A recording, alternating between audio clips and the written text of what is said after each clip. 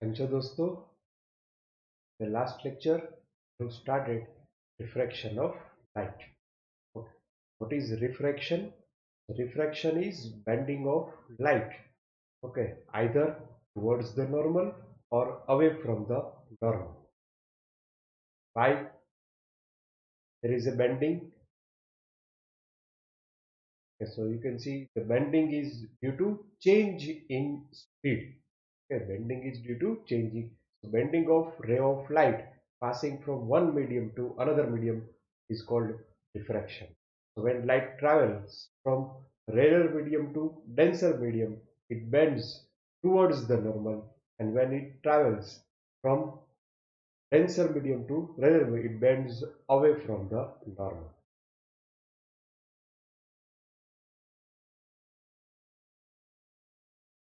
Here you can see angle of refraction is greater than angle of incidence.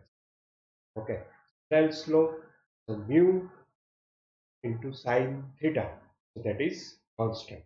Okay, so mu 2 1, so sin I upon sin r, and mu sine theta, that is constant. So suppose here you can write mu 1 sine theta 1 is equal to mu 2 sine theta 2, or mu sine theta is equal to constant, or mu of second medium, it means mu 1 2 is equal to sin I upon sin r. So refractive index of medium 2 with reference to refractive index of water with reference to air, so that is sin I upon sin r. Okay, you can write in form of vector also. So there are two types of refractive index, absolute and relative. So absolute means with reference to vacuum, and relative with reference to another medium. Okay, so refractive index of medium with reference to air, so that is the ratio of speed of light in the air to the speed of light in a particular medium.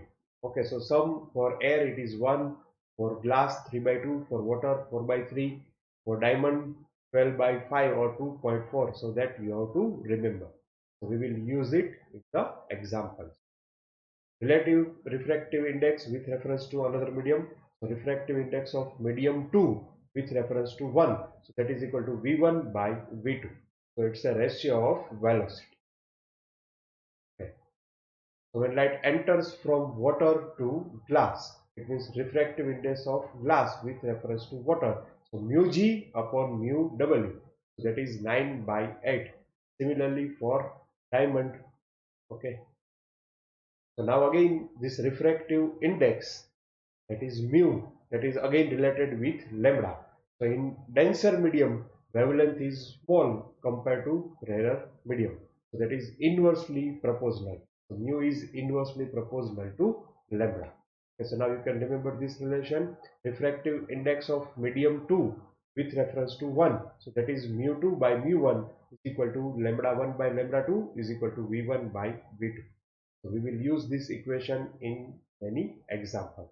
The refractive index depends upon nature of medium of incidence and refraction, color of light, okay, and temperature of medium.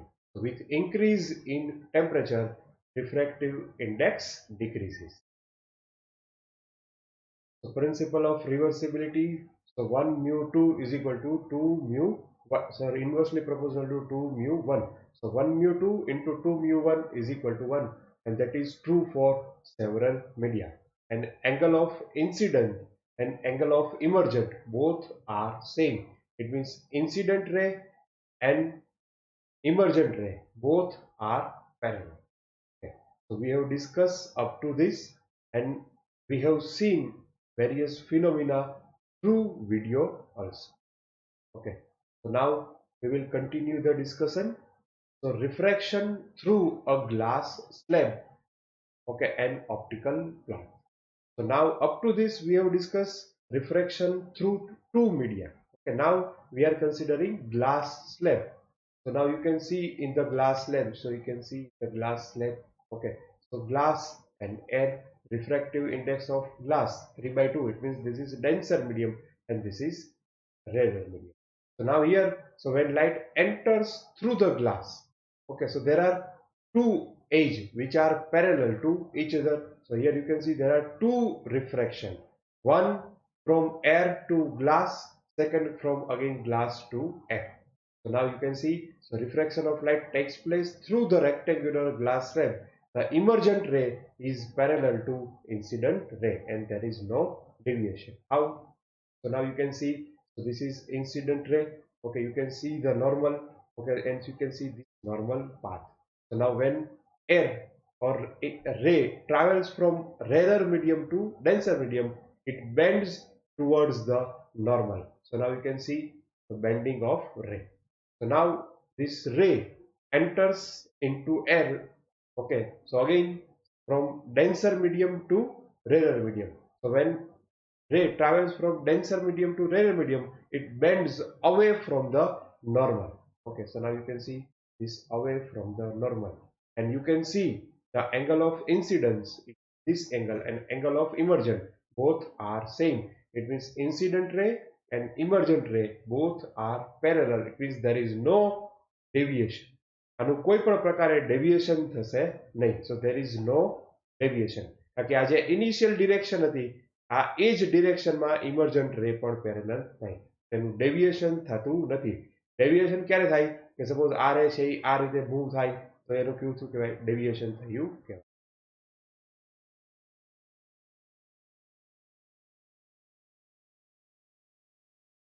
પણ એવું ક્યાંય થતું નથી. આ રે એનું deviation નથી થતું એટલે કે એની ડિરેક્શન ચેન્જ નથી થતી, પણ you can C A shift થાય જ છે. So you can see this shift, જે આ પોઝિશનમાં હોત તો ડાયરેક્ટ જાત, એની જગ્યાએ શિફ્ટ થઈ ગયું છે પેરેલલ. પણ આને શું કહેવાય? તો કે this is called lateral shift. આને શું કહેવાય? Lateral shift. આ જે શિફ્ટ છે, તો this perpendicular distance that is called delta x, that is called lateral shift. This lateral shift is due to glass. બરાબર? તો જો ખાલી સિંગલ આપણે મીડિયમ કન્સિડર કરીએ આ એર ટુ ગ્લાસ, તો ખાલી એનું બેન્ડિંગ થાય.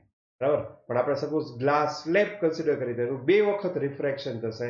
એના કારણે એની ડિરેક્શનમાં કોઈ ચેન્જ નહીં આવે, પણ એમાં લેટરલ શિફ્ટ થશે. તો જ્યારે આપણી રિક્વાયરમેન્ટ છે આવી રીતે રેઝનું લેટરલ શિફ્ટિંગની હોય ત્યારે આપણે આ ગ્લાસ સ્લેબ છે એ યુઝ કરીશું. Okay, so now our aim is we want to find out this equation of delta x, equation for lateral shift.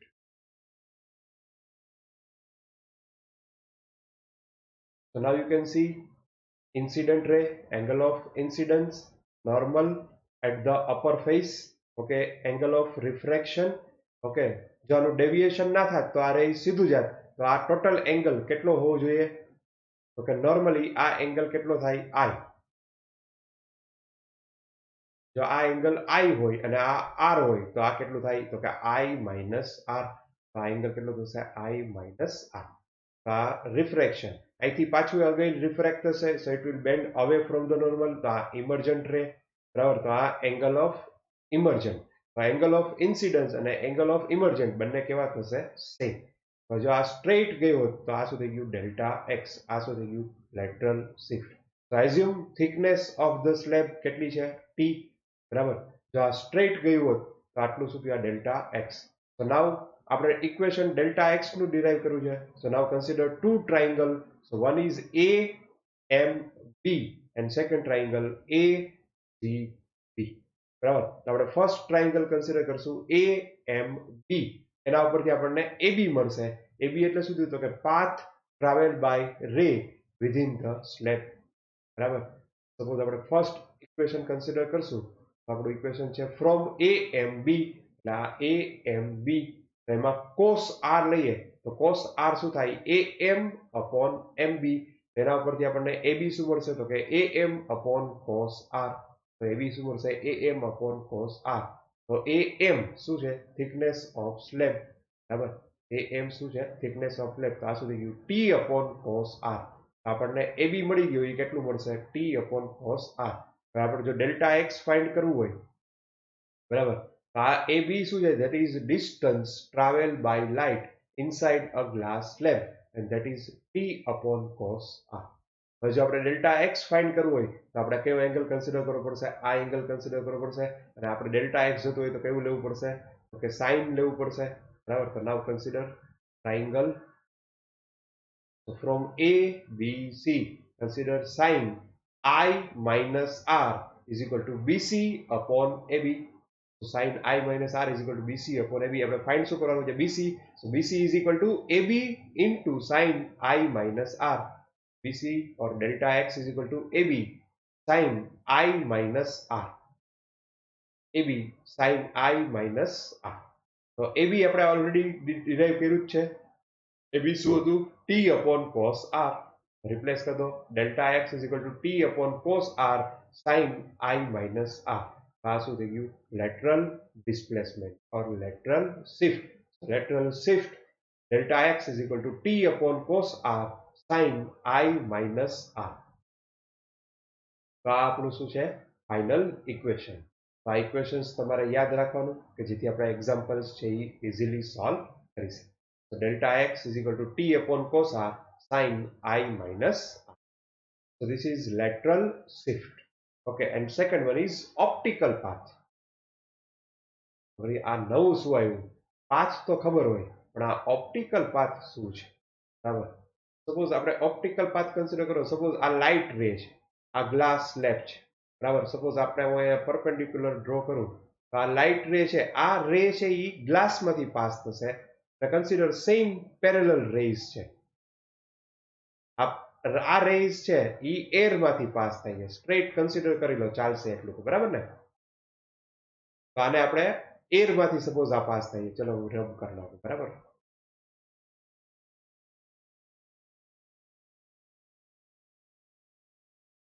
Consider two rays. આ રેઝ છે એ સીધું જાય છે. બરાબર. આ એર માંથી પાસ થાય છે અને આ ગ્લાસ માંથી પાસ થાય છે. અહીંથી સ્ટોપ વોચ સ્ટાર્ટ કરીએ તો સપોઝ આપણે 2 સેકન્ડ કન્સિડર કરીએ તો 2 સેકન્ડમાં આ રેઝ છે એ ટ્રાવેલ કરશે. તો કયું રે વધારે ટ્રાવેલ કરશે? તો નેચરલી આ ડેન્સર મીડિયમ છે, એમાં એની સ્પીડ કેવી હશે? ઓછી હશે. અને આમાં એની સ્પીડ કેવી હશે? સી. તો કે વધારે હશે. તો કે આ ડિસ્ટન્સ કેવું કવર કરશે? વધારે ડિસ્ટન્સ કવર કરશે. બરાબર. આ ડિસ્ટન્સ કેવું હશે? વધારે ડિસ્ટન્સ કવર કરશે. તો આ optical path. Actual distance cover કેટલું કરશે? તો કે એક્સ. તો કોઈ પણ રેસ છે એ ગ્લાસમાંથી પાસ થાય તો કેટલું ડિસ્ટન્સ કવર કરશે? એક્સ. તો સેમ ટાઈમમાં એ વેક્યુમ હોય તો કેટલું ડિસ્ટન્સ કવર કરશે? તો કે આપણે સપોઝ આ પોર્શનને આપણે વધારાનો કહી દઈએ ડેલ્ટા એક્સ. તો કેટલું કરશે? X plus delta x. તો આ રેસ છે એ સેમ સમયમાં એટલે કે ટી સમયમાં ગ્લાસમાં એક્સ ડિસ્ટન્સ કવર કરશે, પણ અહીંયા કેટલું કરશે? X plus delta x.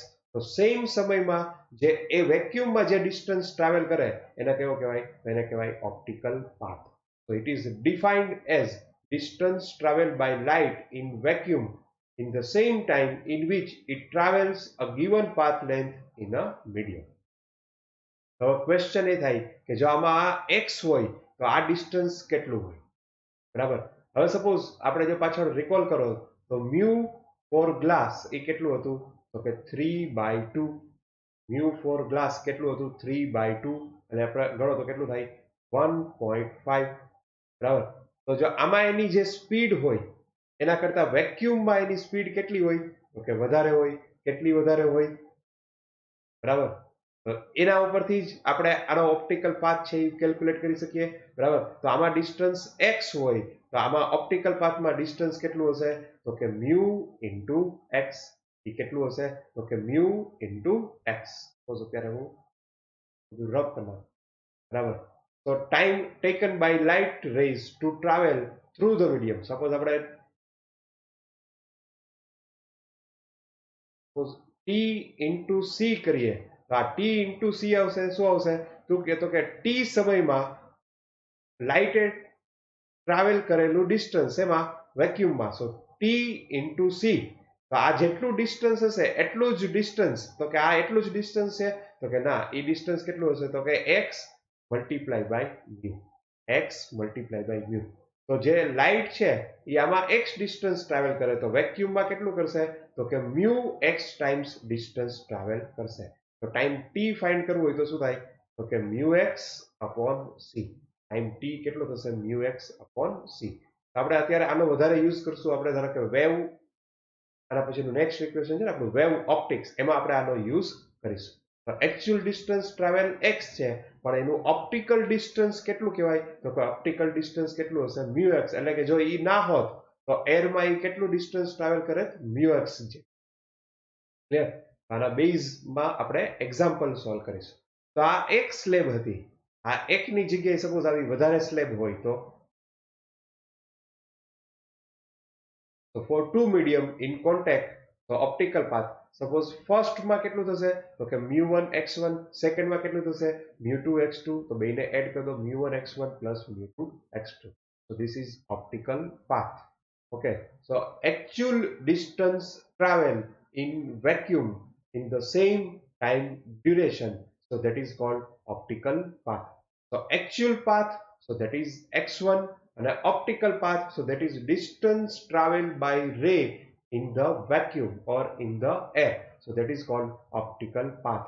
So physical path and optical path. So optical path is always greater than physical path because value of mu is always greater than 1. So for all media mu is greater than 1. So optical path length mu x is always greater than geometrical path length x. આ point છે, important point છે. ઓપ્ટિક્સમાં, wave ઓપ્ટિક્સમાં આપણે એનો ઘણી બધી જગ્યાએ use છે. So now new topic, so that is real and apparent depth. So real and apparent depth. તો ઓલરેડી આપણે આ ટોપિક્સ છે એ 10th માં તો ભણેલા જ છીએ, બરાબર? સો ઘણી વખત આપણે ઓબ્ઝર્વ કરેલું છે. સપોઝ આપણે માછલી ઘરમાં ગયા હોય તો માછલી અંદર હોય તો માછલી શેમાં હશે? તો કે ગ્લાસ, અને એની અંદર શું હોય? વોટર. વોટરની અંદર માછલી હોય, બરાબર? તો માછલી આપણને ઘણી વખત મોટી દેખાશે અથવા માછલી આપણને આમ નજીક દેખાશે. તો એકચ્યુઅલ કેસમાં માછલીનું જે ડિસ્ટન્સ હોય અને આપણને જે દેખાય એ બંને સેમ હોય કે ડિફરન્ટ હોય? જો એ બંને સેમ હોય તો જે એકચ્યુઅલ ડિસ્ટન્સ છે એને રિયલ ડિસ્ટન્સ કહેવાય, અને એપેરન્ટ ડિસ્ટન્સ એટલે કે જે ડિસ્ટન્સ આપણને દેખાય એને શું કહેવાય? એપેરન્ટ ડિસ્ટન્સ. તો નોર્મલ કેસમાં જો આ એક્સપેરિમેન્ટ તમારે કરવો હોય તો એક્સપેરિમેન્ટ તમે કરી શકો, અને ઇવન વિડીયોમાં પણ મેં તમને લાસ્ટ લેક્ચરમાં બતાવેલું હતું, બરાબર? સપોઝ આ ગ્લાસ છે, પાણી ભરેલું છે, બરાબર? એમાં આપણે નીચે એને શું કરેલું હતું? તો કે એને નીચે શું મૂક્યો હતો? તો કે કોઈન મૂક્યો હતો, બરાબર? તો આ કોઈન છે, તો આ એની એકચ્યુઅલ ડેપ્થ કઈ છે? આ કોઈનની આ એકચ્યુઅલ ડેપ્થ h. પણ જેવું આપણે અંદર પહેલા એમને જોશું તો આપણને આટલી ડેપ્થ ઉપર દેખાશે, પણ જેવું વોટર ભરશું એટલે આપણને કોઈન આમ ઉપર હોય એવું લાગશે. એની ડેપ્થ હોય એના કરતા ઉપર લાગશે. તો આ જે ડેપ્થ છે એને કઈ કહેવાય? તો કે એને કહેવાય એપેરન્ટ ડેપ્થ. એને કઈ કહેવાય? એપેરન્ટ ડેપ્થ. તો actual depth and apparent depth. So object and observer are situated in different medium. તો આપણો ઓબ્જેક્ટ છે એ શું છે? કોઈન. આપણે જોઈએ છીએ કઈ જગ્યાએ? અહીંયા ઉપરથી. તો ઓબ્ઝર્વર, તો ઓબ્ઝર્વર ક્યાં છે? એરમાં. અને ઓબ્જેક્ટ ક્યાં છે? વોટરમાં. તો આ રેયર મીડિયમ, ડેન્સર મીડિયમ. તો એવું પણ બની શકે કે સપોઝ આપણે સ્વિમિંગ પુલમાં સ્વિમિંગ કરતા હોય અને બહારથી આપણો કોઈ ફ્રેન્ડ આપણને બોલાવે, તો કેવી સિચ્યુએશન આવી? તો ઓબ્ઝર્વર ક્યાં છે? ડેન્સર મીડિયમમાં. ઓબ્જેક્ટ ક્યાં છે આપણો ફ્રેન્ડ? તો કે રેયર મીડિયમમાં. રિવર્સ પણ હોઈ શકે. It means object and observer are situated in different medium, then due to refraction object appears to be displaced from its real position, બરાબર? તો આ જે એકચ્યુઅલ પોઝિશન હતા એના કરતા ઓબ્જેક્ટ શું થઈ ગયો? ડિસ્પ્લેસ થઈ ગયો. તો object appears to be, actual કેસમાં શિફ્ટ થયો નથી પણ એની ઇમેજ છે એ શિફ્ટ થઈ ગઈ હોય એવું લાગે છે. The object appears to be displaced from its real position. So there are two possible condition. Okay, so two possible condition કઈ કઈ હોઈ શકે? તો કે ઓબ્જેક્ટ છે એ કા ડેન્સર મીડિયમમાં હોય અને કા ઓબ્જેક્ટ છે એ રેયર મીડિયમમાં હોય. So consider first case when object in denser medium and observer is in rarer medium. So observer rarer mediumમાં છે અને ઓબ્જેક્ટ છે એ ડેન્સર મીડિયમમાં છે. એટલે કે આપણે કોઈન છે એ વોટરની અંદર છે, ગ્લાસમાં આપણે નીચે કોઈન રાખ્યો છે અને બહારથી આપણે એને ઓબ્ઝર્વ કરીએ છીએ. Okay, so now you can see the situation. Okay, you can see the object O. Okay, object is situated in the denser medium અને ઓબ્ઝર્વર ક્યાં છે? રેયર મીડિયમમાં. તો ઓબ્જેક્ટ એટલે સોર્સ થયું, એમાંથી રેઝ છે એ એમિનેટ થશે, બરાબર? તો કન્સિડર કરો કઈથી રેઝ છે એ એમિનેટ થશે. So rays travels from denser medium to rarer medium. તો રેઝ શું થશે? બેન્ડ થશે. So it will bend away from the normal, અને અહીંથી એ ઓબ્ઝર્વરની આઈઝમાં એન્ટર થશે. તો ઓબ્ઝર્વરને શું લાગશે? તો કે ઓબ્ઝર્વર તો આ રેઝ અને સ્ટ્રેટ કન્સિડર કરો તો ઓબ્ઝર્વરને એ ઓબ્જેક્ટ છે ઇમેજ કઈ જગ્યાએ લાગશે? તો આ જગ્યાએ ઇમેજ હોય એવું લાગશે. આ ઓબ્જેક્ટની એકચ્યુઅલ પોઝિશન અને આ કોની ઇમેજની position, so that is called shifting of object. Okay, so આને કહેવાય એપરન્ટ શિફ્ટ. ઓબ્જેક્ટ છે એની જે એકચ્યુઅલ ડેપ્થ h છે એની જગ્યાએ એને ક્યાં લાગશે? તો કે o ડેશ પોઝિશન, તો આને કહેવાય apparent depth h dash. Object જે હોય એના કરતા કેવો લાગશે? ઉપર લાગશે. Okay, so this is due to refraction. This is due to refraction. Okay, so now you can see the actual object and any real depth and apparent depth. Real depth એને કહેવાય d, apparent depth કહેવાય d dash. તો આ observer છે એને આ object કેવો લાગશે? આમ ઉપર લાગશે. So that is due to refraction. તો આપણે અહીંયા ઓબ્ઝર્વ ક્યાંથી કરીએ છીએ? રેરર મીડિયમમાંથી. તો આપણે આ ડેશ આપણે h ડેશ ફાઇન્ડ કર્યું હોય તો we can find out very easily, બરાબર. તો અત્યારે આપણે ડેરિવેશનમાં પડશું નહીં, બરાબર. તો આપણે સપોઝ આપણે એંગલ ઓફ ઇન્સિડન્સ કરીએ તો આને કહેવાય એંગલ ઓફ ઇન્સિડન્સ, આને કહેવાય એંગલ ઓફ રિફ્રેક્શન. તો આ એંગલ I હોય તો આ એંગલ કેટલો થાય? I. આ એંગલ R હોય તો આ એંગલ કેટલો થશે? R.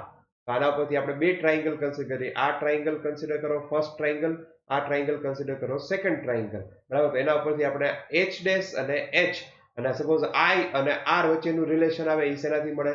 તો કે રિફ્રેક્ટિવ ઇન્ડેક્સ મ્યુ, મ્યુ ઉપરથી sin I upon sin R, બરાબર. એના ઉપરથી આપણે સપોઝ આ એંગલ સ્મોલ રહીએ તો આપણને આ રેશિયો મળીએ. તો આપણે અત્યારે ડાયરેક્ટ ઇક્વેશન આપણે લઈ લેશું.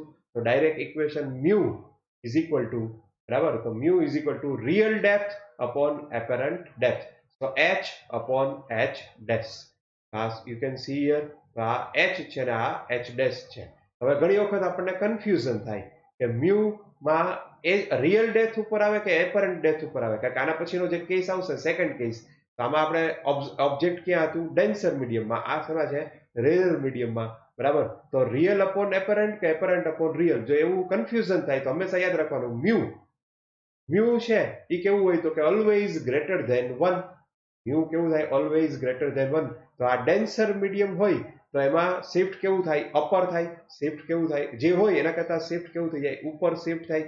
ઉપર શિફ્ટ થાય તો એપરન્ટ ડેપ્થ કેવી હોય? ઓછી હોય. તો આ ગ્રેટર ધેન 1 ક્યારે આવે? તો કે real depth upon apparent depth હોય ત્યારે. તો h upon h dash. Remember, mu is equal to h upon h dash, or h dash is equal to h upon mu. H dash is equal to h, so real depth is always greater than apparent depth. બરાબર. તો આપણે આ lateral આ shift find કરવું હોય, બરાબર, તો આ શિફ્ટ ફાઇન્ડ કરવું હોય તો એને કહેવાય ડિસ્પ્લેસમેન્ટ. તો એ શું થાય? તો કે રિયલ માઇનસ એપરન્ટ, બરાબર. તો shift is equal two h minus h dash. Shift is equal two h minus h dash. તો h શું છે? તો કે મ્યુ ઇન્ટુ h ડેશ, તો માઇનસ h ડેશ, બરાબર. આવું થાય. તો આપણે h ડેશ ને રિપ્લેસ કરો તો h ડેશ ને રિપ્લેસ કરો તો આ h માઇનસ h ડેશ શું થશે? h upon mu. તો h કોમન કાઢો તો 1 માઇનસ 1 અપોન મ્યુ. સો 1 minus 1 upon mu into h. આ ઇક્વેશન્સ છે આપણે યાદ રાખવાનું, બરાબર. તો શિફ્ટ કેટલું થશે? 1 minus 1 upon mu into h, બરાબર. ક્લિયર? આ શું થયું? શિફ્ટ. શિફ્ટ આપણને ખબર હોય તો નોર્મલ કેસમાં આપણને જે એક્ઝામ્પલ પૂછે એ કાં વોટર ના હોય ને કાં ગ્લાસ ના હોય, તો એનું આપણે ડાયરેક્ટ ઇક્વેશન યાદ રાખીએ તો વધારે બેનિફિટ થાય. તો મ્યુ ફોર વોટર, તો વોટર કેટલું થાય? 4/3. તો આ કેટલું થશે? 4/3. સો 4 માઇનસ 3 તો 1/4. તો આ શું થઈ જાય? h/4. તો કેટલું શિફ્ટ થાય? તો કે 24% છે એ શિફ્ટ થશે. ક્યારે? વોટરમાં. તો ગ્લાસમાં શું આવે? 3/2. તો 3/2, સો 3 માઇનસ 1 તો h/3. તો કેટલું શિફ્ટ થશે? 33%. તો ગ્લાસમાં શિફ્ટિંગ કેવું થશે? વધારે. વોટરમાં શિફ્ટ કેવું થશે? ઓછું. તો આ બે યાદ રાખવાનું. h/4 four water, glass h/3, બરાબર. તો ભૂલ થાય તો શું કરવાનું? તો કે વોટર કેટલું છે? 4/3, તો h/3. ગ્લાસ 3/2, તો કેટલું? h/3. ડાયરેક્ટ સીધું. ઓકે.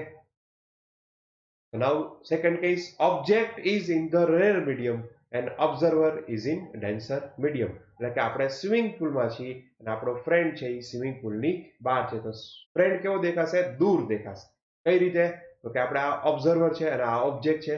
તો કે ઓબ્જેક્ટ છે એમાંથી રેઝ એમિનેટ થશે, બરાબર, અને from rarer medium to denser, so it will bend towards the normal, તો આ ડિરેક્શનમાં બેન્ડ થશે, બરાબર. તો ઓબ્ઝર્વરને શું લાગશે, તો અહીંથી આવતું હોય એવું લાગશે.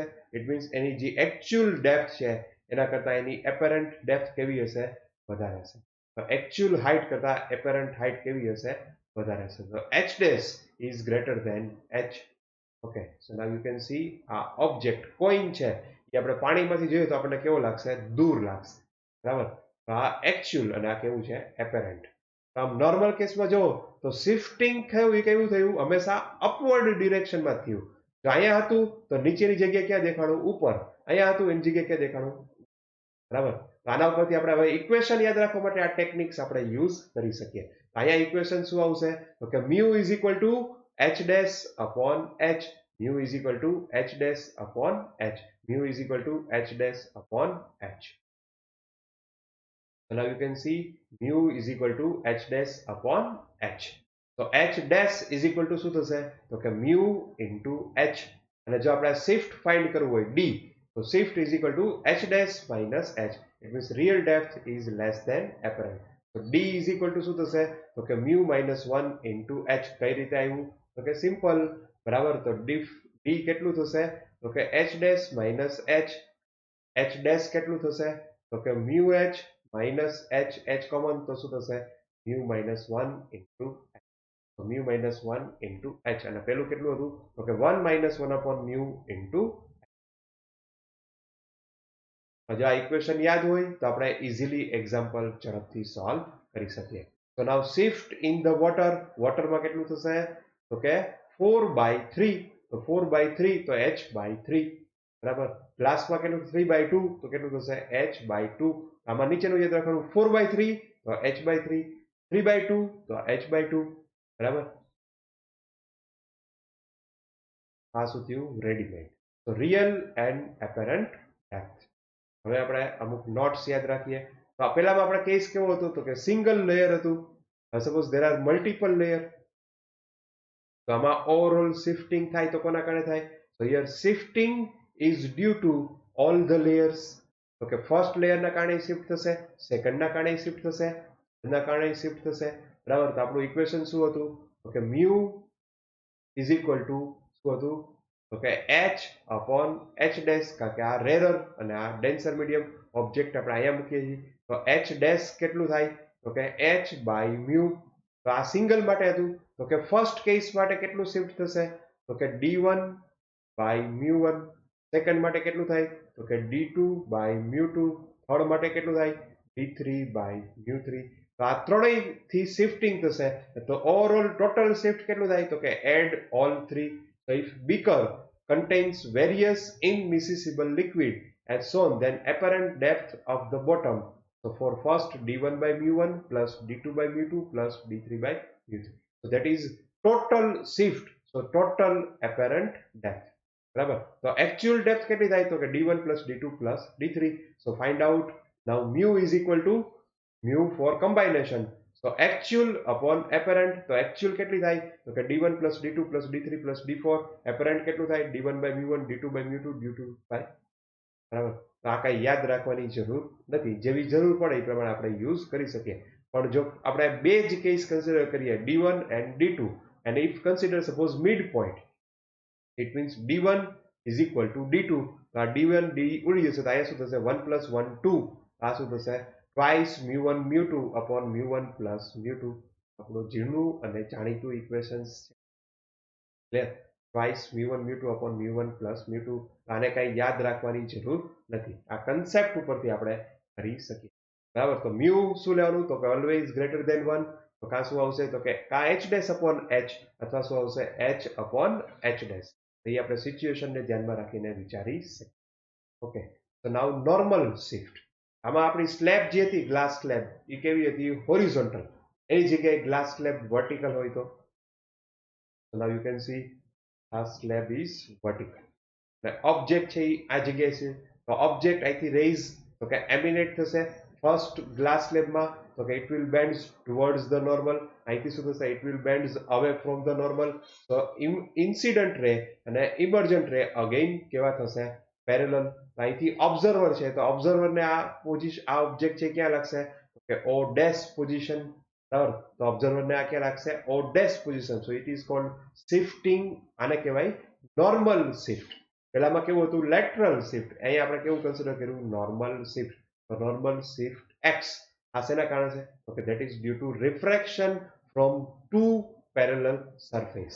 ઓકે તો આનું ઇક્વેશન તો કે આપણે ડાયરેક્ટ યાદ રાખીશું તો કે હમણાં જે આપણે ઇક્વેશન યાદ રાખ્યું same to same O dash is equal to 1 minus 1 upon mu into અહીંયા આપણે શું કરશું થિકનેસ ટી, બરાબર. પેલામાં શું હતું હાઇટ h હતી એની જગ્યાએ અહીં શું આવી જશે thickness T.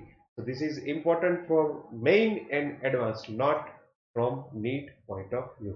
So x is equal to 1 minus 1 upon mu into t. Okay, so this is called normal shift. Clear?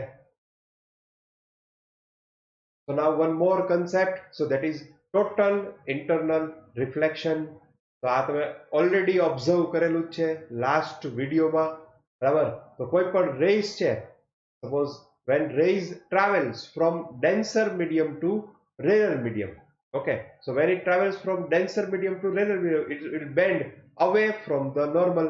આનું 100% રિફ્લેક્શન થશે, સોરી 100% રિફ્રેક્શન થશે ના. તો કે અમુક પોર્શન શું થાય તો કે રિફ્લેક્ટ થાય અને અમુક પોર્શન શું થાય રિફ્રેક્ટ થાય. તો નોર્મલ કેસમાં આ પોર્શન કેવો હશે તો કે રિફ્લેક્શન પોર્શન ઓછો હોય, રિફ્રેક્શન પોર્શન કેવો હશે વધારે. રિફ્લેક્શન પોર્શન કેવો હોય ઓછો હોય ને રિફ્રેક્શન પોર્શન કેવો હોય વધારે. So that you have observed in the video.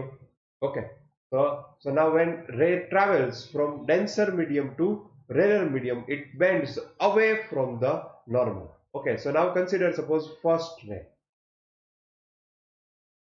So now suppose આને કહેવાય angle of incidence, I can say I1. એનો angle of incidence કેટલો હશે, angle of refraction કેટલો હશે R1. તો આ ફર્સ્ટ કેસ અને આને સેકન્ડ કન્સિડર કરો. So with increase in angle of incidence, you can see with increase in angle of incidence, angle of refraction also increases, angle of refraction also increases. તો આ first case, આ second case. હવે suppose હું third case લઉં, બરાબર, તો again angle of refraction also increases. Suppose fourth case લો તો એંગલ ઓફ રિફ્રેક્શન કેવું થશે ઇન્ક્રીઝ થશે. But now in this situation now refracted ray, it means આ ઇન્સિડન્ટ રે અને આ રિફ્રેક્ટેડ રે, તો આ emergent ray or refracted ray that is parallel to the surface. So in this situation emergent angle or refraction angle, so this angle is 90 degree. So this angle is 90 degree. તો suppose observer છે એ અહીંયા situated હોય તો અહીંથી એને rays આવશે તો actual object છે એ અહીંયા હોવો જોઈએ પણ એકચ્યુઅલ ઓબ્જેક્ટ છે એ ત્યાં નથી, પણ એને ઓબ્જેક્ટ તોય દેખાશે. એટલે ઓબ્જેક્ટ છે એ કઈ જગ્યાએ છે તો કે ઓબ્જેક્ટ આ પોઝિશન ઉપર છે પણ એને એ દેખાશે કઈ જગ્યાએ આ જગ્યાએ. એટલે કે અહીંયા સ્ટ્રેટ હોય, ઓબ્જેક્ટ નીચે હોય તો એ ઓબ્ઝર્વર છે એ ઓબ્જેક્ટને જોઈ શકશે. That is due to refraction. જ્યારે આ એંગલ 90 ડિગ્રી હોય ત્યારે આ ઇમર્જન્ટ રેઝ છે એ કેવું થઈ જશે so that is parallel to the surface. તો એ વખતે જે એંગલ ઓફ ઇન્સિડન્સ હોય, એ વખતે જે એંગલ ઓફ ઇન્સિડન્સ હોય તો આ જે એંગલ ઓફ ઇન્સિડન્સ છે એ એંગલ ઓફ ઇન્સિડન્સને આપણે કહેશું ક્રિટિકલ એંગલ સી. એ એંગલ ઓફ ઇન્સિડન્સને આપણે કહેશું ક્રિટિકલ એંગલ સી. તો નાઉ યુ કેન સી આ એંગલ ઓફ ઇન્સિડન્સ પણ અહીંયા ઇમર્જન્ટ રે 90 ડિગ્રીએ છે તો પર્ટિક્યુલરલી સ્પેશિયલ કેસમાં આ એંગલ ઓફ ઇન્સિડન્સને આપણે કહેશું ક્રિટિકલ એંગલ. શું કામ? Now we will discuss it. Clear? તો આપણે શું કર્યું? So we have increase the angle of incidence. So with increase in angle of incidence, angle of refraction also increases. So at a moment when angle of refraction, so angle of refraction becomes 90 degree, at that time whatever is the angle of incidence that is called critical angle. હવે વિચારો કે suppose if angle of incidence is more than critical angle, આ angle of incidence છે એ critical angle કરતા કેવો છે વધારે હતો. પહેલા તો શું હતું તો કે રેઝ પેલા એંગલ જે હતો એ ક્રિટિકલ એંગલ કરતા કેવો હતો ઓછો હતો. અહીંયા જે રેઝ હતું એ શું થતું બેન્ડ થતું થતું ક્યાં સુધી આવી ગયું તો કે now it is parallel to the surface. If angle of incidence is more than critical angle so now this ray will turn backs into same medium. હવે અહીંયા રિફ્રેક્શન થશે નહીં, આ રેઝ પાછું ક્યાં આવશે so this rays will come back into same medium, so this is called reflection not refraction. so this is called, અને આ રેઝ તો કે 100% છે એ રિફ્લેક્ટ થશે, so this is called total internal reflection. બરાબર, તો આ રેઝ નું શું થશે 100% રિફ્લેક્શન થશે, રિફ્રેક્શન થશે નહીં, because here the angle of incidence is greater than critical angle. So if angle is more than critical angle, the ray will travels in the same medium, so ray will reflect in the same medium, so that is called total internal reflection. So now you can see, so if angle is greater than critical angle, so that is total internal reflection. So that already we have observed in the video. Video માં શું થતું એનું total reflection.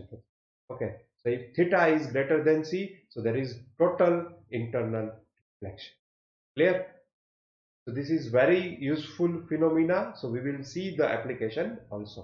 So when ray of light goes from denser medium to rarer medium, so this phenomena is applicable when rays travels from denser medium to rarer medium. It bends away from the normal.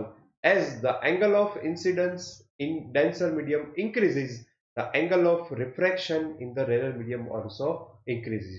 So at certain angle of refraction becomes 90 degree. This angle of incidence is called critical angle.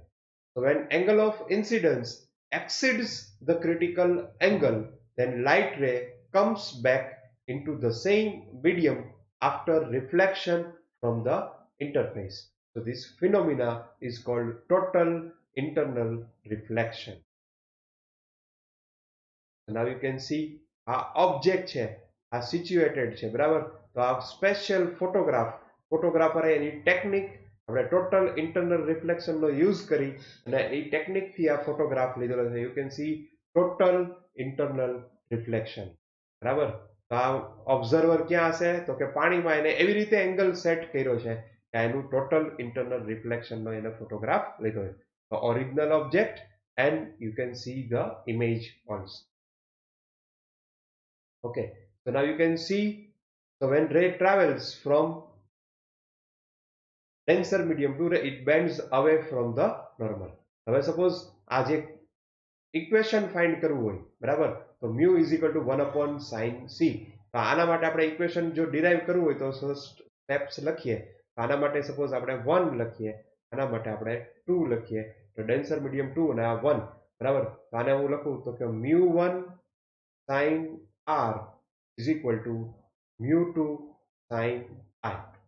Okay, so specially જ્યારે આ critical angle હોય, if I is equal to c, તો આ રે કઈ ડિરેક્શનમાં આ ડિરેક્શનમાં હશે, તો આને આપણે કહેશું 90 ડિગ્રી. તો r is equal to શું થશે 90 અને I is equal to આપણે શું લખી શકીએ c.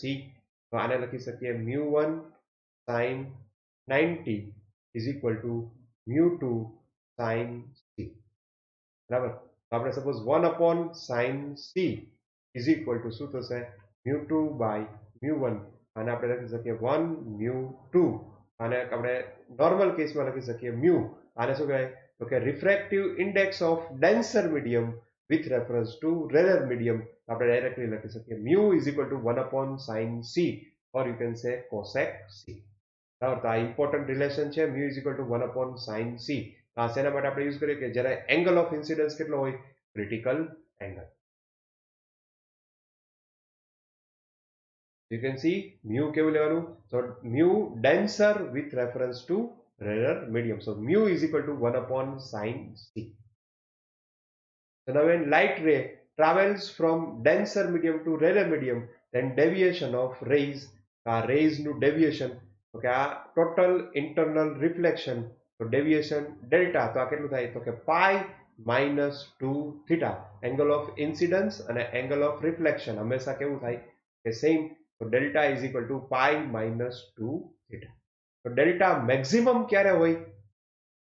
તો કે આ ટોટલ ઇન્ટરનલ રિફ્લેક્શન ક્યારે થાય? તો કે જ્યારે એંગલ ઓફ ઇન્સિડન્સ કયો હોય? ક્રિટિકલ. બરાબર. એના પછી તમે એંગલ ક્રિટિકલ, આને સપોઝ આના કરતા સપોઝ એંગલ વધારે હોય,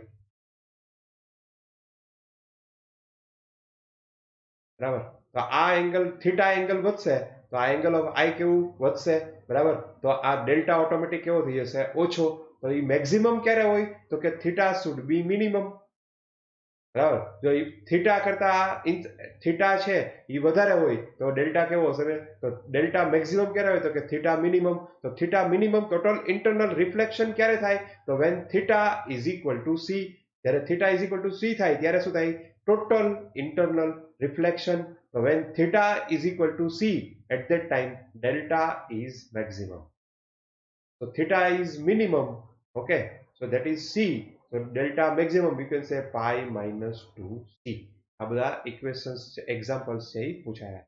When theta is minimum, so pi minus 2c.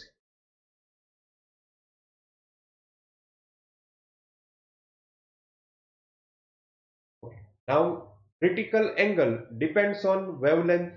So color of light or wavelength. Okay, so 1 upon mu is equal to sin c. Okay, so it means mu or critical angle depends upon mu and mu depends upon lambda. બરાબર. તો lambda એનો મતલબ શું? તો કે જો lambda change થાય તો લેમ્બડા ક્યારે ચેન્જ થાય? તો કે કલર ચેન્જ થાય તો લેમ્બડા ચેન્જ થાય. લેમ્બડા ચેન્જ થાય તો ક્રિટિકલ એંગલ ચેન્જ થાય. So critical angle depends upon wavelength. બરાબર. તો for violet and red, okay, so lambda for red color is greater than lambda for violet. So the critical angle for red color that is greater than critical angle for violet. So examples માં આપણે આનો use. Okay, so now general relation sin c is equal to 1 upon mu. Mu માં આપણે શું કર્યું? denser to rarer. Okay, so denser to rarer, તો mu d by mu r. તો mu d by mu r, તો અહીંયા exact lambda માટે એના કરતા રિવર્સ, તો lambda d by lambda r, અને આના વેલોસિટી કેવું આવે? Same. Okay, vd by vr, કારણ કે એની ફ્રીક્વન્સી કેવી હોય? Same. Okay, so now for total internal reflection from the boundary of two media, so angle of incidence I માટે આપણે શું લખી શકીએ? કે sin inverse vd by vr. So I total internal reflection માટે angle of incidence should be greater than c. Greater than c, so I should be greater than sin inverse vd by vr, lambda d by lambda r. બરાબર. So anything you can. So nature of pair of media. બરાબર. So greater the refractive index, so lesser will be the critical angle. તો આપણે આ યાદ રાખવું પડશે. Okay, so critical angle for glass air pair. So for glass air pair it means for glass, so that is 42. બરાબર. અને glass માટે શું આવે? 3/2. વોટર માટે શું આવે? 4/3. બરાબર. તો વોટર માટે કેટલો આવશે? 49 degree. For diamonds, so again it is 24 degree. Okay, તો ડાયમંડ માટે રિફ્રેક્ટિવ ઇન્ડેક્સ કેવો હશે? હાઈ. તો 1 upon mu, mu હાઈ હોય તો ડાયમંડ આ કેવો હશે? ઓછું. બરાબર. So temperature, so with temperature rise refractive index decreases, તો critical angle increases. આ બધી વસ્તુનો આપણે યુઝ કરશું એપ્લિકેશનમાં, અને બેઝ આપણે એપ્લિકેશન છે એ એક્સપ્લેન કરી શકીશું.